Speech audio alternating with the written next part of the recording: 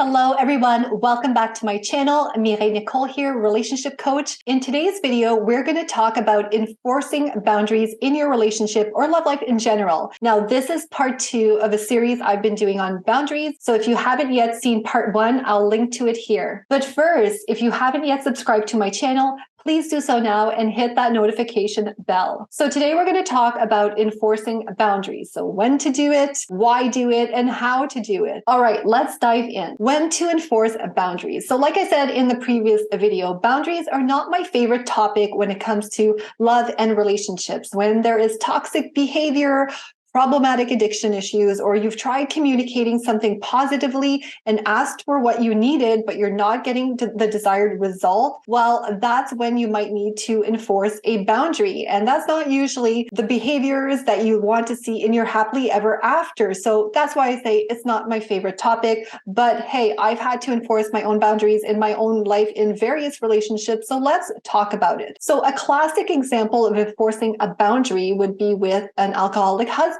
And this example is inspired by the book called Beyond Addiction, which I highly recommend if you find yourself in that situation or a similar one. So it would go something like this.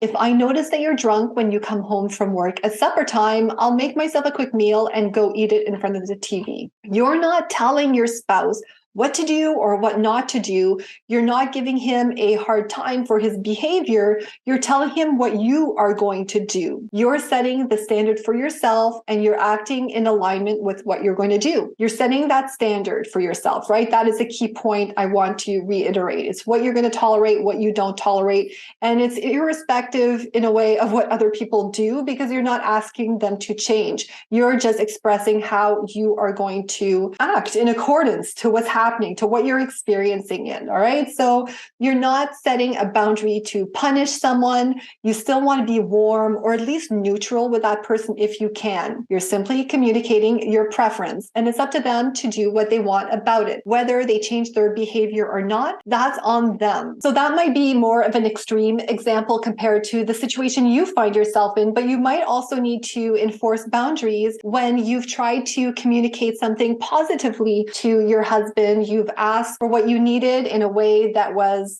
productive, still loving, that respected the other person and how men work. And you've done it, but you're just still not getting the result that you desire. In that case, you could enforce boundaries in that situation. And in that case, you'll really want to look at what the consequence that, or the action that you're willing to take in response to that, and really be careful, like I said, in terms of being warm, being neutral, because you don't want the boundary to create more tension in the relationship or push them further. The whole goal with boundaries and enforcing boundaries is to see a nice change in the dynamic and to create a more positive vibe in the relationship so that you can keep that friendship, that love, that attraction going strong. So now that you have an idea of when to enforce boundaries, let's talk a little bit about why you'll want to enforce boundaries.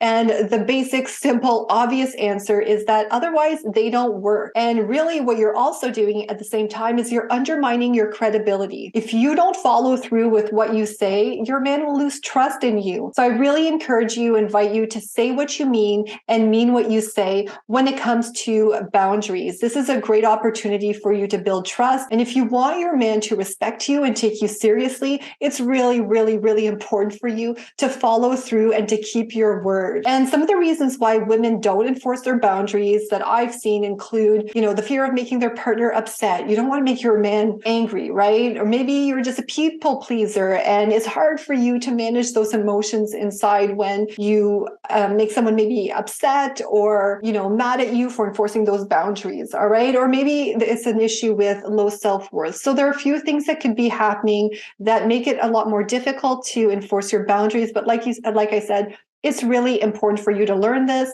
and learning the skill of creating and enforcing boundaries is going to help you in all sorts of different relationships in your life. So it's not just about romantic relationships, but this is great in the family dynamic with, it can be with children, with coworkers, with friends, all sorts of different relationships in your life. So I highly encourage you to really start understanding what boundaries are, what they do, and to enforce them as appropriate. And just on a positive note, I really hope that you don't have to use too many boundaries in your life, or if you do, at least they're not needed for too long. Because in a perfect world, you enforce your boundary, the dynamic in the relationship changes, and then you don't need the boundary anymore. You can really reevaluate those boundaries in the future. So if you're kind of worried about them, remember they're not always necessarily set in stone. A boundary is there to kind of fix a situation, and hopefully you can fix that situation and then let go of that boundary. So the last thing to talk about today is how to enforce those boundaries. So now you know when to enforce them.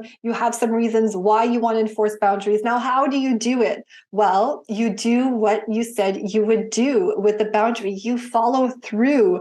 Otherwise, like I said, your man will lose trust in you and not take your boundaries seriously. And also for yourself, right? Following through on your actions is a big demonstration to yourself of self-love. So you don't always only necessarily want to follow through so that your man trusts you or the other person. You want to do it for yourself, right? You want to know and believe and experience that you can trust yourself also at the same time. So doing this is a great way to build up. That's what builds up self-confidence, right? When you follow through, you do what you say, you start believing in yourself, you know you're going to be okay, you know you got your own back. So this is a huge act of self-love that I encourage you to try.